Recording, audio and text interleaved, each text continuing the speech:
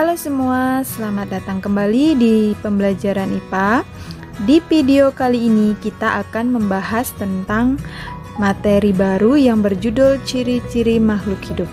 Namun sebelum kita membahas tentang ciri-ciri makhluk hidup, kita akan membahas tentang ciri-ciri benda di lingkungan sekitar. Benda-benda yang terdapat di sekitar kita dapat dikelompokkan menjadi benda hidup dan benda tak hidup.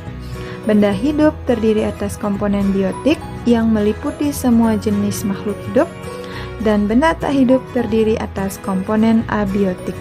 Setiap jenis benda mempunyai sifat atau ciri yang membedakannya dari jenis benda lain. Kita dapat membedakan atau mengenal benda-benda di sekitar kita dengan melihat bentuknya yang berbeda-beda, ukurannya yang berbeda-beda, warnanya yang berbeda, keadaan permukaan benda yang berbeda-beda, bahkan bahan penyusun benda yang berbeda-beda. Selain itu, makhluk hidup atau benda hidup dan benda tak hidup dibedakan dengan adanya ciri-ciri kehidupan. Makhluk hidup menunjukkan adanya ciri-ciri kehidupan, sedangkan benda tak hidup tidak memiliki ciri-ciri tersebut. Nah, apa sajakah ciri-ciri kehidupan tersebut? Ciri-ciri kehidupan yang dimaksud adalah ciri-ciri makhluk hidup. Secara umum, ciri-ciri yang ditemukan pada makhluk hidup yang pertama adalah bernapas, yang kedua bergerak, yang ketiga memerlukan makan dan minum, yang keempat tumbuh dan berkembang, yang kelima berkembang biak, yang keenam mengeluarkan zat sisa, yang ketujuh peka terhadap rangsangan, dan yang kedelapan menyesuaikan diri terhadap lingkungan. Baiklah, kita akan membahas ciri dari makhluk hidup yang pertama, yaitu bernapas. Bernapas merupakan kegiatan menghirup oksigen dari udara dan mengeluarkan karbon dioksida sebagai zat sisa. Oksigen yang diambil dari udara diperlukan oleh tubuh untuk melakukan oksidasi makanan supaya menghasilkan energi. Jika manusia bernapas dengan menggunakan paru-paru, ikan bernapas dengan menggunakan insang, lumba-lumba bernapas dengan menggunakan paru-paru. Bagaimana dengan tumbuhan? Tumbuhan bernapas melalui akar, batang, dan daun. Melalui akar, tumbuhan bernapas dengan menggunakan rambut-rambut akar. Melalui batang, tumbuhan bernapas dengan menggunakan lentisel. Dan melalui daun, tumbuhan bernapas dengan menggunakan stomata. Ciri yang kedua adalah bergerak. Gerakan manusia dan hewan dapat berpindah tempat, sehingga gerak hewan dan manusia sering disebut sebagai gerak aktif. Contohnya berjalan dan berlari. Manusia dan hewan dapat bergerak karena memiliki sistem gerak. Sistem gerak pada manusia dan hewan terdiri atas tulang, sendi, dan otot. Untuk gerakan tumbuhan tidak berpindah tempat, sehingga gerak pada tumbuhan sering disebut sebagai gerak pasif. Salah satu contoh gerak pada tumbuhan adalah gerak ujung batang tanaman ke arah matahari. Ciri yang ketiga adalah memerlukan makanan dan minuman.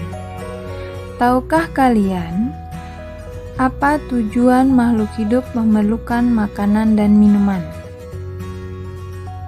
Tujuan utama makhluk hidup memerlukan makanan dan minuman adalah untuk mempertahankan hidup, menghasilkan energi untuk beraktivitas, dan untuk pertumbuhan. Nah, dari manakah tumbuhan, hewan, dan manusia memperoleh makanan? Tumbuhan memperoleh makanan melalui kegiatan fotosintesis. Tumbuhan sering disebut sebagai organisme autotrof. Organisme autotrof ini merupakan organisme yang mampu menghasilkan makanannya sendiri. Sedangkan hewan dan manusia memperoleh makanan berasal dari makhluk hidup lainnya. Sehingga hewan dan manusia ini sering disebut sebagai organisme heterotrof. Artinya tidak bisa menghasilkan makanannya sendiri. Ciri yang keempat adalah tumbuh dan berkembang.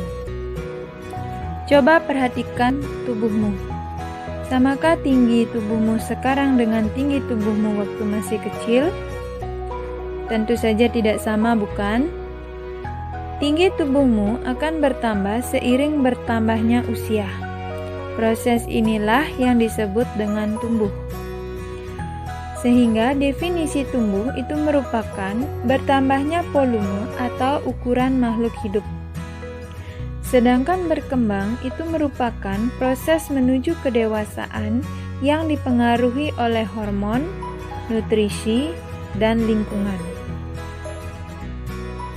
Selanjutnya, ciri yang kelima adalah berkembang biak atau reproduksi. Berkembang biak merupakan kemampuan makhluk hidup untuk memperoleh keturunan. Nah, tahukah kalian apa tujuan makhluk hidup itu berkembang biak? Tujuan makhluk hidup berkembang biak adalah untuk melestarikan keturunan agar tidak punah. Ada dua cara perkembangbiakan pada makhluk hidup. Yang pertama secara generatif atau kawin, yaitu perkembangbiakan yang melibatkan sel kelamin jantan dan sel kelamin betina. Yang kedua, secara vegetatif atau tak kawin, yaitu perkembangbiakan makhluk hidup tanpa melibatkan sel kelamin jantan dan sel kelamin betina. Contohnya, stek pada tumbuhan. Ciri makhluk hidup yang keenam adalah mengeluarkan zat sisa atau ekskresi. Ekskresi merupakan proses pengeluaran zat sisa-sisa metabolisme tubuh yang sudah tidak diperlukan lagi. Contoh alat ekskresi pada manusia yang pertama ada kulit. Kulit berfungsi mengeluarkan keringat. Kemudian yang kedua ada paru-paru. Paru-paru berfungsi mengeluarkan CO2 atau karbon dioksida. Yang ketiga ada ginjal yang berfungsi mengeluarkan urin. Dan yang keempat ada hati yang berfungsi mengeluarkan empedu. Kemudian salah satu contoh alat ekskresi pada tumbuhan adalah stomata. Stomata berfungsi untuk mengeluarkan uap air melalui proses penguapan. Ciri makhluk hidup yang ketujuh adalah peka terhadap rangsang atau iritabilitas. Bagaimanakah reaksi kalian jika tiba-tiba ada bau yang menyengat? Tentu saja secara otomatis kalian akan menutup hidung. Hal ini menunjukkan bahwa manusia itu mempunyai kemampuan untuk memberikan tanggapan terhadap rangsangan yang diterima. Kemampuan inilah yang disebut dengan iritabilitas. Jadi, iritabilitas itu merupakan kemampuan makhluk hidup untuk menanggapi rangsangan. Hewan dan manusia dilengkapi dengan alat indera untuk menanggapi rangsang, seperti misalnya hidung untuk mencium bau, mata untuk melihat, dan telinga untuk mendengar. Namun terdapat hewan tertentu yang memiliki alat indera khusus, seperti misalnya gurat sisi pada ikan. Gurat sisi ini berfungsi untuk mengetahui perubahan tekanan air. Sedangkan pada tumbuhan juga mempunyai kepekaan terhadap rangsang yang menghasilkan gerak pada tumbuhan. Rangsang tersebut dapat berasal dari sentuhan, cahaya matahari, air, zat kimia, suhu, dan gravitasi bumi. Salah satu contoh tumbuhan peka terhadap rangsangan adalah daun putri malu akan mengatup saat disentuh.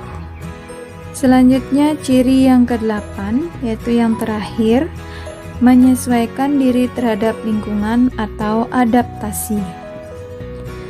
Adaptasi merupakan kemampuan makhluk hidup untuk menyesuaikan diri dengan lingkungannya.